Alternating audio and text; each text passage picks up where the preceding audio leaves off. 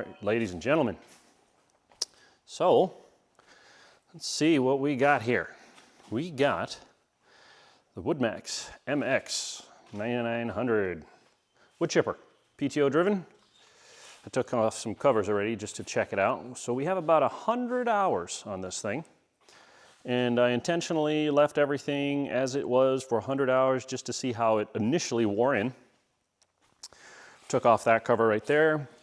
The bolt holding this on just for that, and the bolt holding the chute, so we're going to open it together.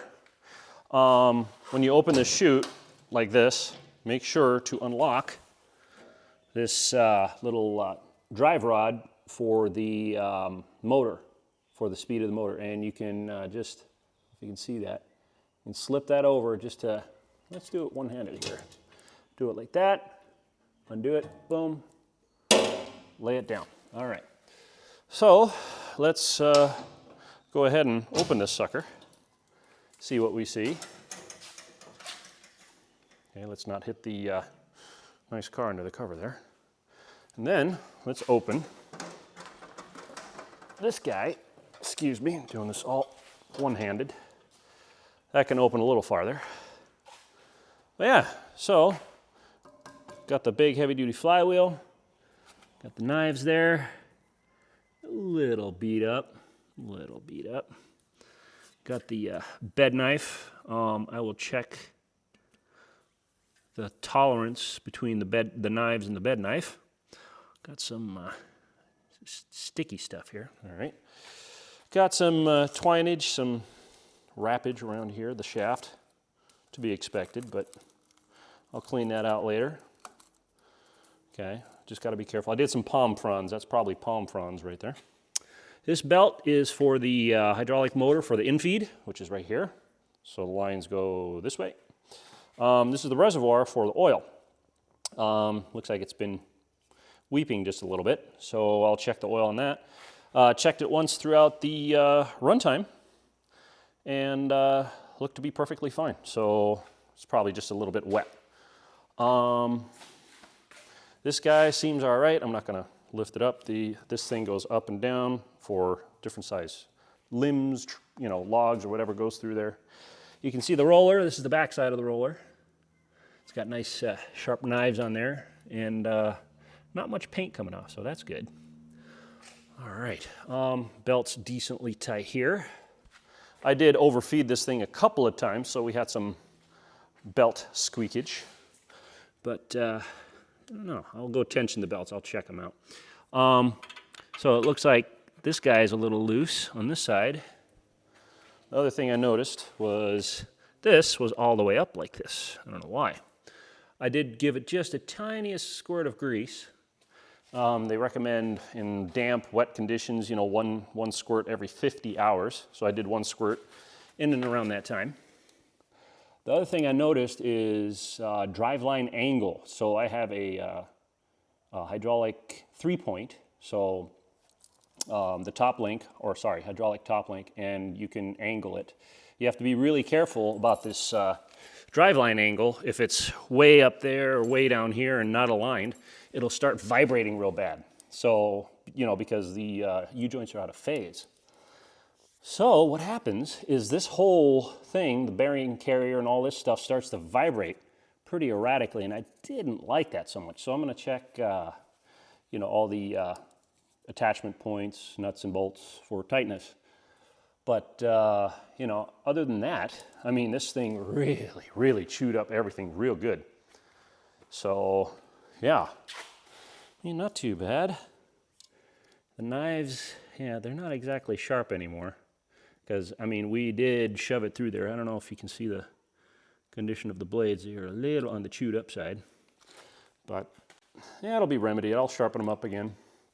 I got some stones I'm going to throw in there. So we'll see about that.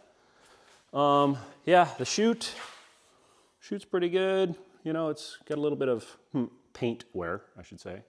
One of these guys came off on the other side, as you can see. Bam. This thing still rotates pretty good. Of course, it doesn't like to when it's up like that. But yeah, got a little bit of stickage and twiggage there. Yeah, so I'm pretty happy with that. Not too bad. Hecho en Estados Unidos. So let's see, torque blade bolts. Yep. USA and international patents. But yeah, so far I'm pretty darn happy about this. Just got a little bit of schmoo here and there, to be expected. So I might just flip these blades around, sharpen this edge first. But yeah, I got some impact damage there. I don't know if you can see that. This camera doesn't love to focus very much. So, but little ventilation holes there. But yeah, this thing does not clog like our old 86H. I forget what it's called, but it's still a Woodmaxx, and the flywheel was direct off PTO, so it didn't, you know, spin super fast. Let me just close this before this thing has a tendency to latippy. Close this bad boy. Keep it open for right this second, just so I can maintenance it. But yeah, as you can see, small upper pulley, large lower pulley,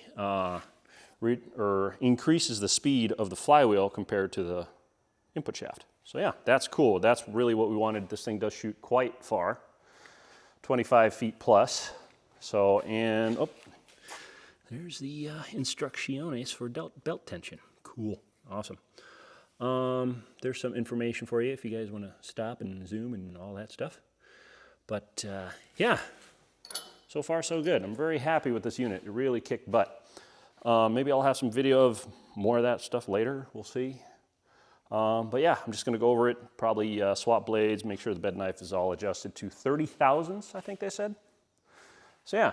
Oh, the other thing that I wanted to mention is on the bottom, I put a little extra skid here. You see the channel iron and a couple of cross braces here. I just tacked it on there. I didn't full weld on there because this is just a bolted together frame, as you guys can see. I just wanted some rigidity because this thing does go through the rocks and rubble, and you know, I just wanted some extra wear material under there. That works really well. Also keeps these, excuse me, this, you know, these pins, it keeps it up so my tractor can actually pick it up from the ground.